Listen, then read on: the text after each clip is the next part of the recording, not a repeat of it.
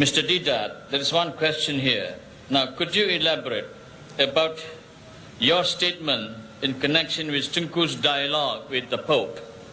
Now, can you come back to the microphone and answer this question? Elaborate that, and perhaps we would like to know more of this if you have. That is my first question. You can use that microphone. Yes. You see, when I came to this beautiful country of yours in 1984, I met the Tunku. And he asked me, Ahmed, that's my name, he says, this dialogue of yours with the Pope, what happened? I says, no dialogue took place. You want to know why? I says, no, His Holiness didn't mean the dialogue in the sense which the Quran speaks. The Quran, Allah Ta'ala wants us to have a dialogue with Him, with the Christians.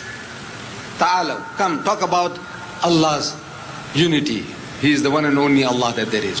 This is what Allah wants us to talk. That we don't associate partners with Him. Talk about that.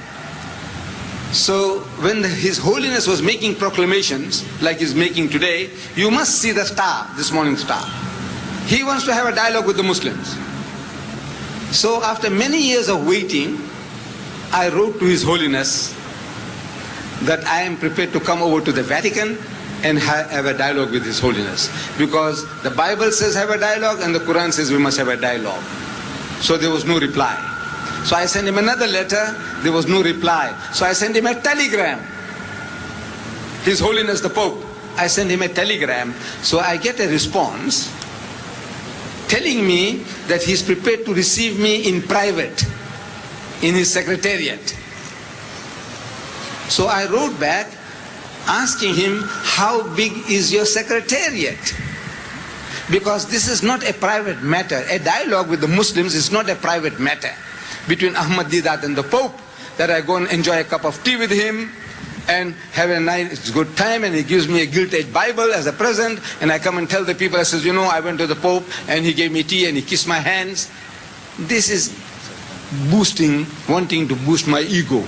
What a great guy I am. I said, no, this is not a private matter. The whole Muslim world wants to know, the Christian world wants to know, what are you people talking? So how big is your secretariat? Because 3 plane loads of Muslims are coming from South Africa alone. Youth from Durban, Johannesburg and Cape Town, and from the Middle East, and from the UK. How big is your secretariat? No answer. Again, no answer. Actually, he didn't mean that dialogue. He is telling his people, go and preach to the Muslims. Go and convert them. But he doesn't use the word convert because you're going to react. So the best way is talk about a dialogue. This morning's paper, dialogue. I go to Birmingham delivering a lecture. And in that lecture, I meet Dr. Abdullah Nasif of the Rabita. So he's asking me, Ahmad, what happened about your dialogue with the Pope? So I told him, I says, you know, this was just a hoax.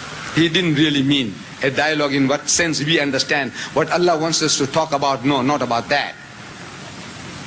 So he says, you know, he did it to me too. Dr. Nasif, he says, he did it to me. I said, what did he do? He said, he called me for a dialogue and I went. You know, simple people, he said, and I went. And he goes. He said, they made me to wait at the Vatican in a waiting room. After 10 minutes into another higher grade waiting room, after another 10 minutes still higher grade waiting room, and in comes His Holiness, embraces him, kisses his hand. Fantastic, fantastic gentleman. Say, are you from Egypt? Dr. Nasir says, no, I'm from Saudi Arabia. Meaning that the guy didn't know, or maybe he was expecting somebody from Egypt. So what's the dialogue? He says, you know, you people don't allow us to build churches in your country. And it happens. Saudi Arabia is the only Muslim country in the world where there is not a church. Only Muslim country in the whole vast world. He says, you people don't allow us to build churches in your country. So Dr. Nasif, a talented gentleman, a well-witted man, he is telling His Holiness that you allow us to build mosque in the Vatican? He says, no, I don't mean Makkah and Medina, but in the rest of the country. So Dr. Nasir said, look, to us, the whole of Saudi Arabia is our Vatican. If your Vatican is 10 square miles or 100 square miles, whole of Saudi Arabia is our Vatican, is a holy land for us. Then when I come to your country here, Tunku Abdul Rahman, he is asking me the same question, and I told him, so he says, Ahmad, the guy did it to me too. I said, what did he do? He said, he called me for a dialogue, and I went. When I was around Egypt, he says, I went to the Vatican, to Italy, to the Vatican, and they received me well. Same treatment. First grade of waiting room, second grade higher up, third grade, and in comes the Pope. Charming, kissing your hand, anything he will do. And the dialogue starts. What dialogue? The dialogue is, he says, you know, Tunku, sir, in Sabah, 2 of our Catholic priests have been caught drug trafficking, Dada, and they will die. Can't you intercede with the Sabah government on my behalf? That is the dialogue? No.